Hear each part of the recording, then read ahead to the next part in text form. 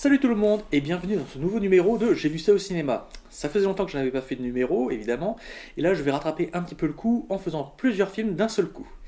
Oui, désolé, encore une fois pardon. On va donc commencer par le premier, Zootopie, de Byron Howard et Rich Moore. Dans la grande ville de Zootopie, une fois que les animaux ont décidé de faire la paix et de tous vivre en harmonie, eh bien, un petit lapin va essayer de devenir agent de police, en sachant que c'est le premier lapin, à cause de sa taille, à cause de son origine, qui va réussir à devenir agent de police. Au départ, affecté à devenir simplement contractuel, parce qu'on n'attend rien d'autre de la part d'un lapin, Juddy, puisque c'est son nom, va se retrouver sur une affaire criminelle et va demander l'aide de Nick, un renard roublard dont elle avait beaucoup de préjugés au départ, et évidemment, tout va aller pour le mieux par la suite. C'est un film Disney, c'est une animation, c'est une excellente animation, encore une fois technique, on ne peut plus reprocher à Disney de faire quelque chose de raté au niveau technique, et en même temps c'est un buddy movie, avec toutes les ficelles que cela comporte. Le film est excellent en lui-même, parce que au niveau scénaristique, j'adore les rebondissements qui sont proposés, il y a aussi des audaces assez intéressantes, en particulier il y a une scène qui se passe dans une sorte de club échangiste. Ce n'est pas ça comme c'est présenté, mais c'est exactement ça dans les faits. Regardez le film et vous verrez la scène de quoi je parle, c'est immanquable. Donc beaucoup d'audace pour une morale quand même assez habituelle. Personnellement, j'ai beaucoup apprécié et je vous le conseille parce qu'il continue de passer au cinéma. The Revenant de Alejandro González Iñárritu. Hugh Glass, joué par Leonardo DiCaprio, et le trappeur qui sert de pisteur, de guide, pour une expédition de récupération de fourrure dans l'Ouest américain pendant l'hiver. Et il va se retrouver agressé par un ours alors qu'il essaye de faire fuir tout son groupe d'une attaque d'Indiens qui les a surpris. Et donc, laissé pour mort, il va se venger autant que possible en parcourant les espaces verglacés de l'Amérique, les espaces encore sauvages, pour retrouver donc Fitzgerald, joué par Tom Hardy, celui qu'il a abandonné. C'est un film qui était beaucoup attendu, qui a enfin donné son premier Oscar à Leonardo DiCaprio. C'est un Oscar plutôt mérité au niveau de la performance. Moi, ça me convient tout à fait, je trouve qu'il joue bien. Les acteurs, en général, jouent bien.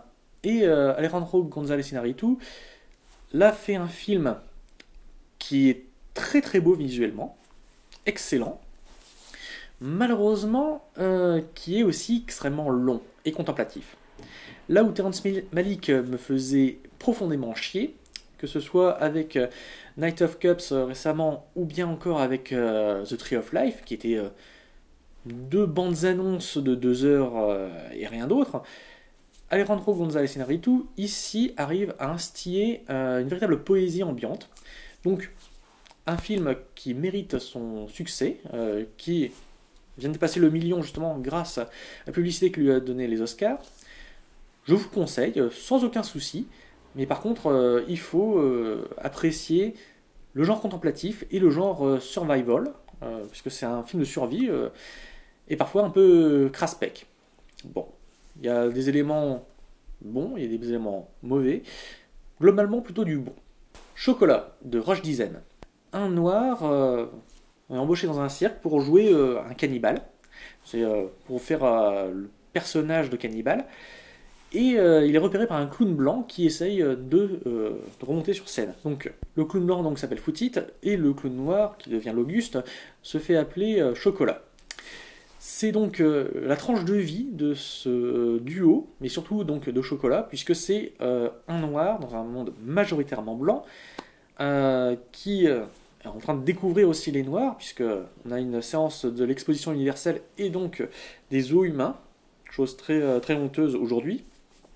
À l'époque, c'était le frisson habituel du petit bourgeois.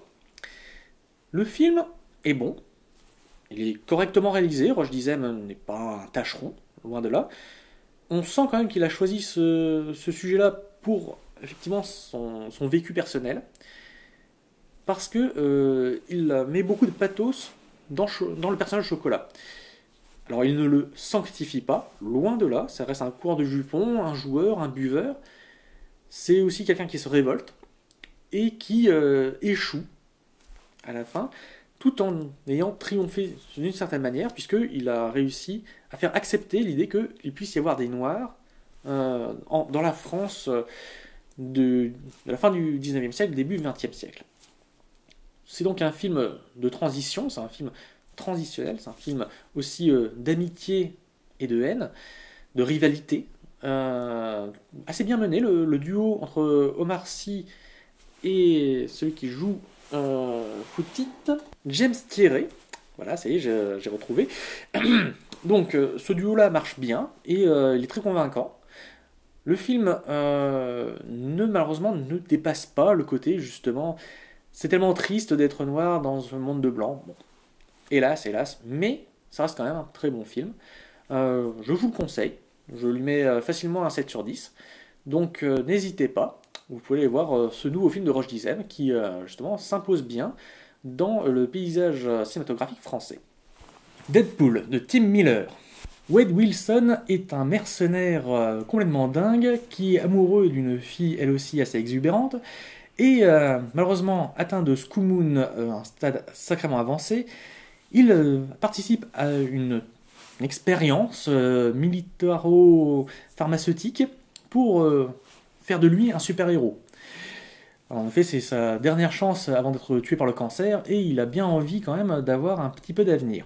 Ce film-là est très bizarroïde. D'abord parce qu'il a très peu d'intrigue. On peut dire que les 3/4, voire les 4/5 du film se passent dans 2 environnements pour une longue bagarre, que ce soit donc sur un pont autoroutier ou dans un chantier naval. Et le seul intérêt, je dois dire, de Deadpool, qui est un personnage que je n'aime pas beaucoup, c'est être cool, façon en fait trou du cul cynique. Chacun sa coolitude, personnellement, quelqu'un d'assuré, ça serait beaucoup mieux. Mais là, on a juste quelqu'un qui fait semblant d'être assuré et qui brise par contre assez souvent le 4e mur, c'est sa marque de fabrique.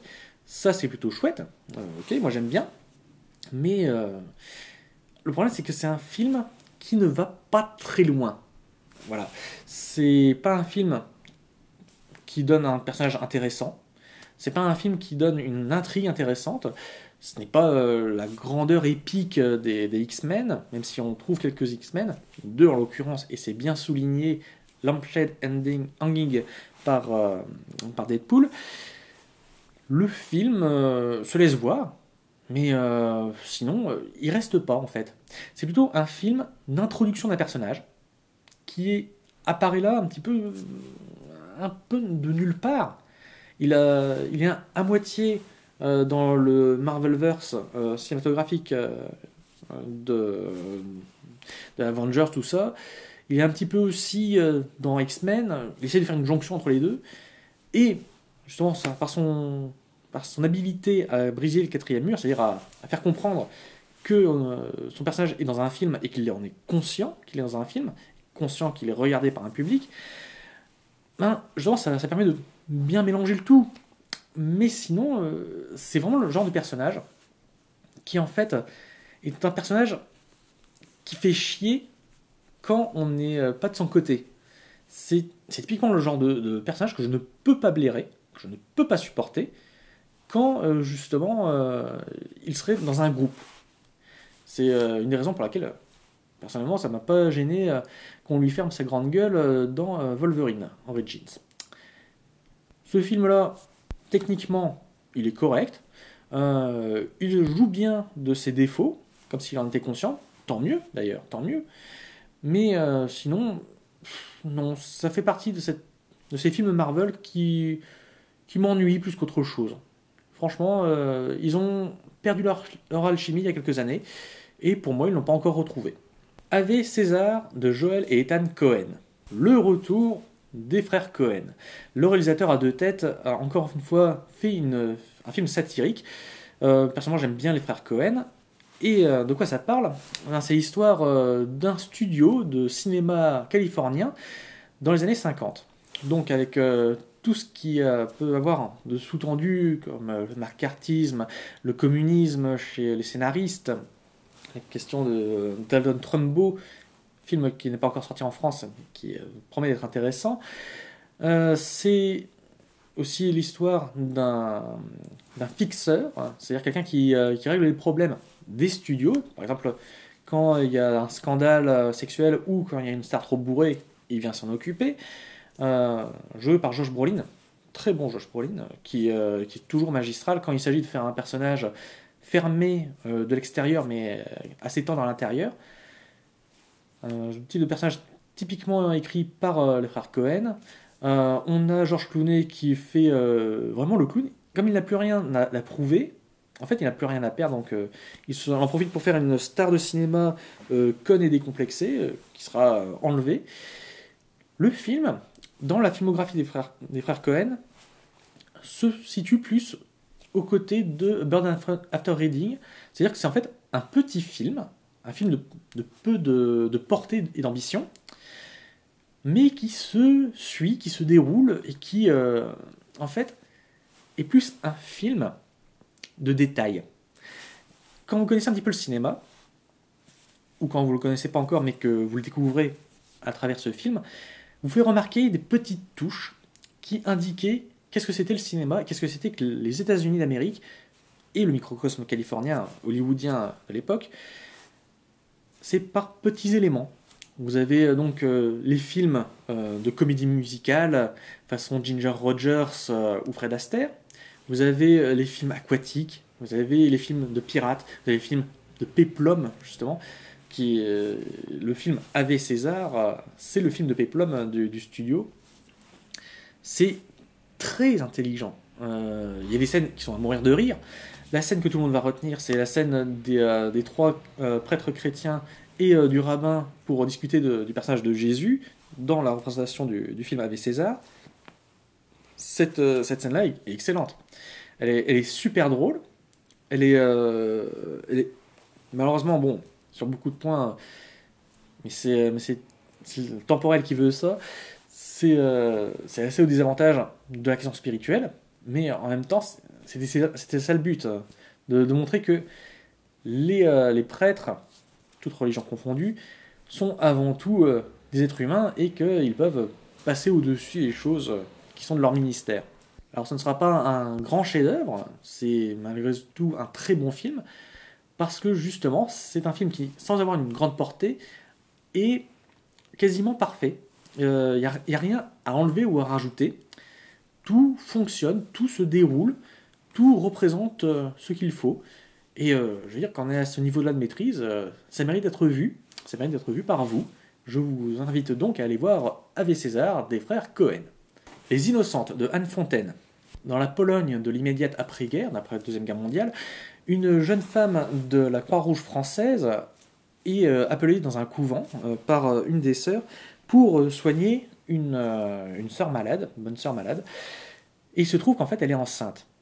Car les Allemands et ensuite les Russes ont fait un raid sur ce couvent et ont violé les sœurs, si bien que au bout de 9 mois, la nature faisant les choses, eh bien, elles sont enceintes, elles sont prêtes à accoucher. C'est donc à la fois pour la jeune infirmière le besoin d'aider ces femmes qui sont dans le refus de leur maternité, qui sont dans la peur, évidemment, qui sont aussi dans la peur mystique, parce qu'elles ont peur d'aller en enfer si elles s'occupent de ces enfants autrement que dans leur mission ecclésiastique. C'est un film qui est très intéressant. Personnellement, on m'avait assez mal vendu ce film en me disant que justement c'était mal joué et tout ça. Bon, le jeu me convient. Il n'y a que quelques scènes qui sont un peu faciles, mais dans l'ensemble, le film se suit bien, présente de vrais enjeux. Bon, il y a beaucoup de défauts sur la question de la religiosité, mais bon, c'est un film féministe dans le sens où c'est de la défense des femmes inconditionnelle. C'est très bien de défendre les femmes, mais quand on a une perte de vue d'une certaine façon de penser, même si il y a une tentative de retranscrire, mais c'est pour le détourner, si j'ose dire, la façon de penser des catholiques, en particulier des sœurs, par rapport à leurs âmes, à leur foi, c'est c'est pas mauvais, mais c'est un peu dommage. Voilà, c'est plutôt le mot, c'est dommage que cette défense importante, évidemment, de la cause des femmes, soit noyée par justement un côté trop brut, trop direct, trop on a la solution. Donc c'est comme ça qu'il faut faire. Il n'y a pas assez de réflexion à ce niveau-là. Par contre, au niveau de la technique, je n'ai rien à redire. C'est un film qui est techniquement très bien fait, qui n'a pas une réalisation de ouf, hein, c'est franchement une réalisation presque plan-plan, efficace, directe, sans grand langage cinématographique. En même temps, le film ne s'y prêtait pas beaucoup. En tant que sujet, c'est pas un sujet pour faire un film expérimental. Mais je l'ai trouvé un petit peu plat. Donc, rattrapé donc, par cette technique qui n'a pas de défaut. Et dans l'ensemble, j'ai plutôt apprécié le film en tant que tel. Donc, je vous le conseille. Celui-là, vous pouvez le voir. Je pense que ça pourrait vous plaire. Si vous vous posez des questions sur quel est le vécu d'une personne qui est enceinte après un viol. Surtout dans la question des femmes qui doivent rester vierges selon leurs vœux. Pattaya de Frank Gambastide. Frankie et Crimo ont envie de quitter leur cité. Ils ont envie d'aller à Pattaya, la ville thaïlandaise où ils pourraient enfin retrouver des nanas pour pouvoir les ken. Mais pour cela, ils ont besoin de l'aide d'un petit nain, Karim, qu'ils appellent le nain tout le temps parce qu'ils ignorent quel est son prénom, vu comment ils méprisent les gens de petite taille. Et parce que on peut leur payer le voyage vers Pattaya si Karim sert de sparring partner à un champion nain de boxe thaï. C'est un film que j'ai beaucoup de mal à analyser. Alors, d'abord, il faut savoir que moi, le côté Kaira, c'est un truc qui m'emmerde énormément.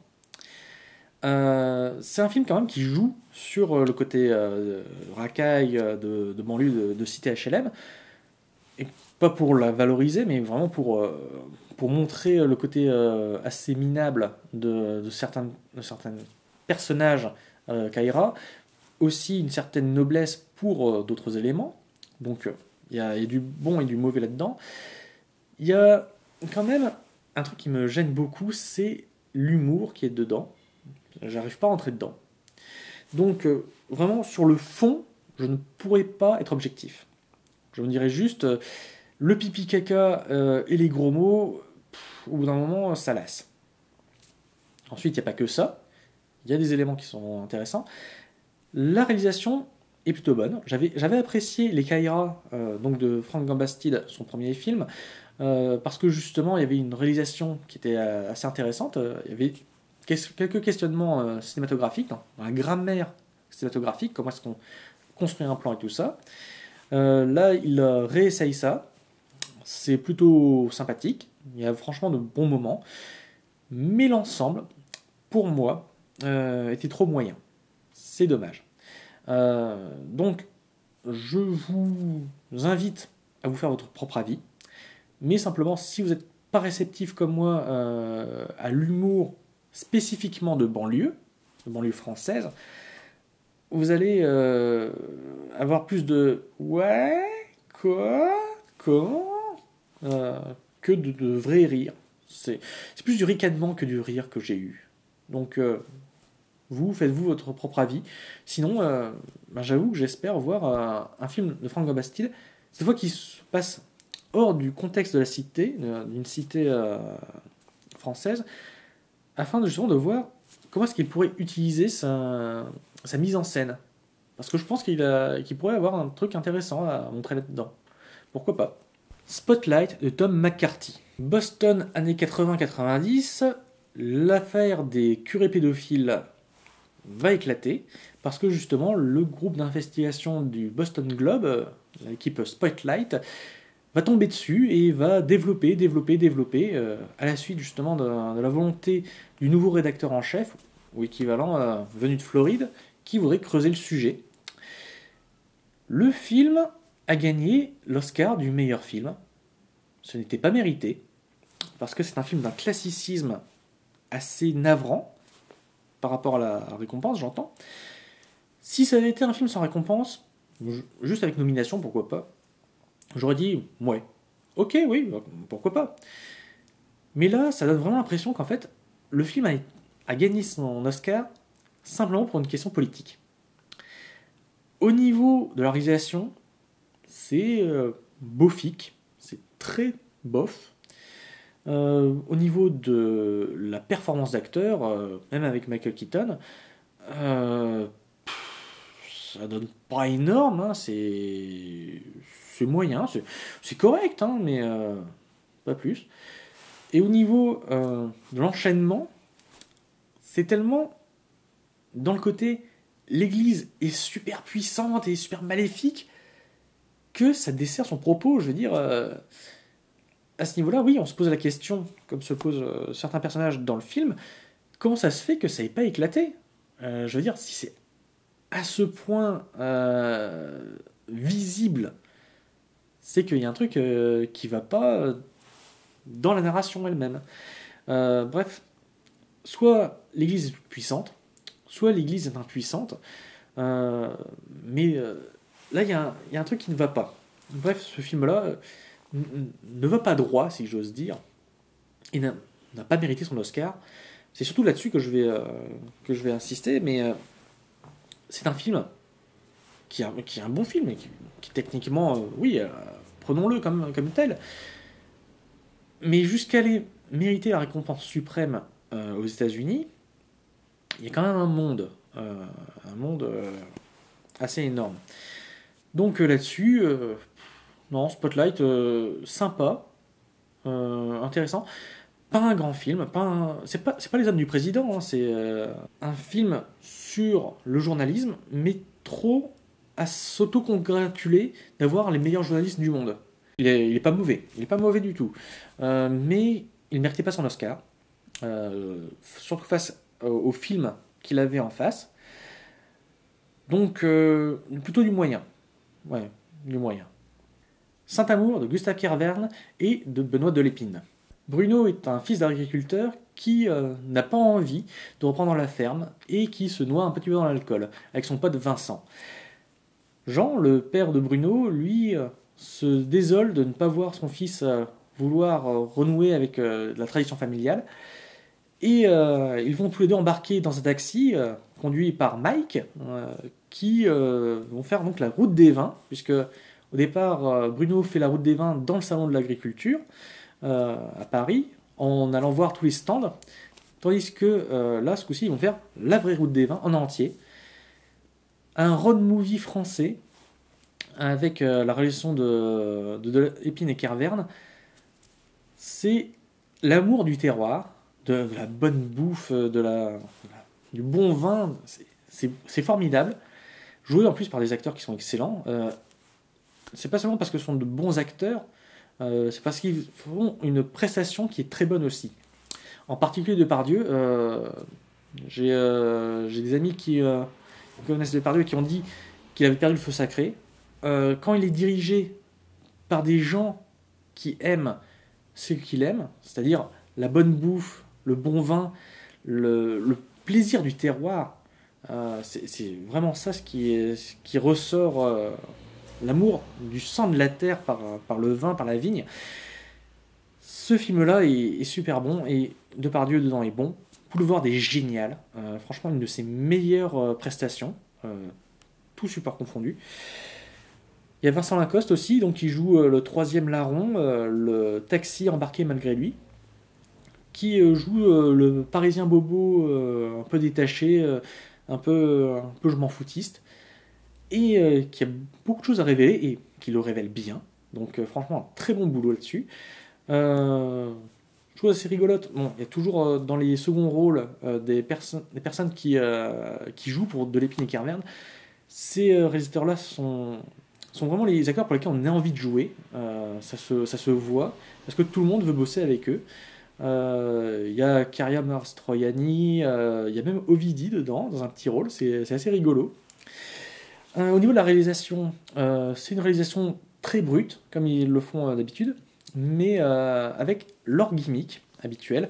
En particulier, ils aiment beaucoup poser leur caméra et laisser la scène se tourner comme dans un théâtre. Ça peut donner une impression de longueur, alors qu'en fait, il se passe plein de choses tout autour. C'est vraiment de la très bonne maîtrise. C'est le film pour lequel, justement, j'avais envie de refaire un J'ai vu ça au cinéma, tellement c'était bon. Donc celui-là, je vous le conseille, mais à toute berzingue. Allez-y, profitez-en, allez voir ce film-là, qui le mérite amplement. Faites-vous plaisir, et surtout, voyez des films qui sont doux et subversifs. C'est un petit peu comme un nouveau Les Valseuses. Pas aussi dérangeant et sulfureux qu'a été Les Valseuses à son époque. Mais pour moi, c'est du même niveau. C'est déjà le road trip, le film d'amitié, le film d'amour de la vie, et en même temps, un côté complètement libre. C'est incroyable comme on arrive à retranscrire l'envie de liberté et de beauté, d'envie de beau, l'envie de grand. Ce que demandait par exemple Baudelaire dans le Spleen de Paris, c'est exactement ça, c'est vivre beau. Et là, c'est beau. C'est un peu l'opposition entre le vin et la bière. On avait fait avec les copains, donc les enfants de l'absurde, la petite rétrospective sur Belgica. Belgica, c'est la différence entre la Belgique, donc de la bière, et la France du vin. C'est vraiment dans un ensemble de couleurs, c'est une manière d'aborder les personnages. Et la bière, ça se boit entre potes.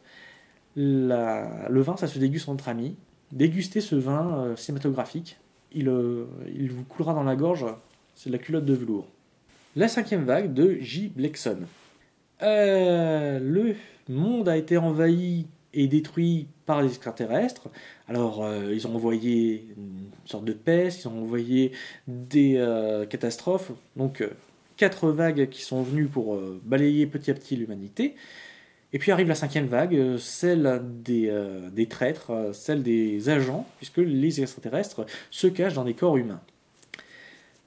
Une adaptation de livre pour ados américains qui est dans la droite lignée en fait des trucs comme le Labyrinthe ou Twilight.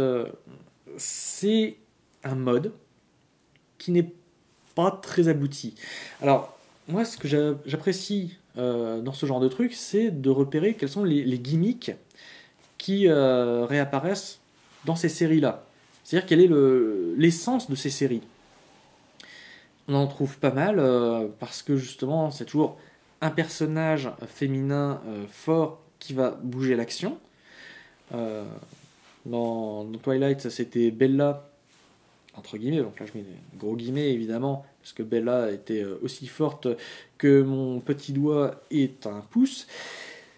Et il y a aussi donc le côté adversaire chez les adultes, il y a le côté de trahison, il y a le côté de groupe qui se fait. C'est un petit peu un résumé de cette vague de teen movie moderne. C'est pas très bien fait en même temps, donc c'est plutôt un film qui indique que justement les producteurs, les gens qui font des films ont un créneau, mais ils n'ont pas d'idée. C'est très dommage et c'est pas mal raté.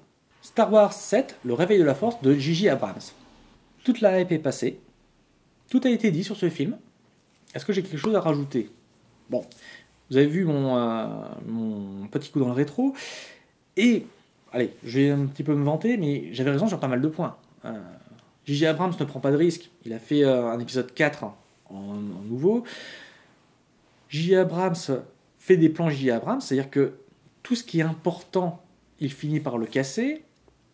J.J. Abrams fait d'excellents plans au niveau technique, mais il n'a pas de personnage, il n'a pas de développement.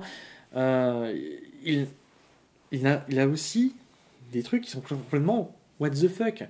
L'attaque par la nouvelle étoile noire qui détruit un système qu'on ne sait pas trop ce que c'est, qui est visible sur une autre planète, alors que c'est dans un autre système stellaire. Quand on connaît un minimum la physique spatiale, C'est impossible de voir cette attaque, de voir son résultat aussi vite.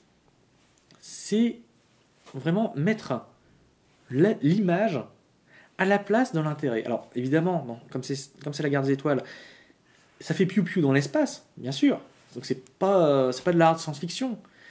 C'est pas ce qu'on lui demande. Mais là, c'était trop gros. Ça pouvait passer par exemple pour un public des années 70. Mais aujourd'hui, la science-fiction a tellement évolué que ça ne va pas. Enfin bref, donc, ce film n'est pas un bon Star Wars.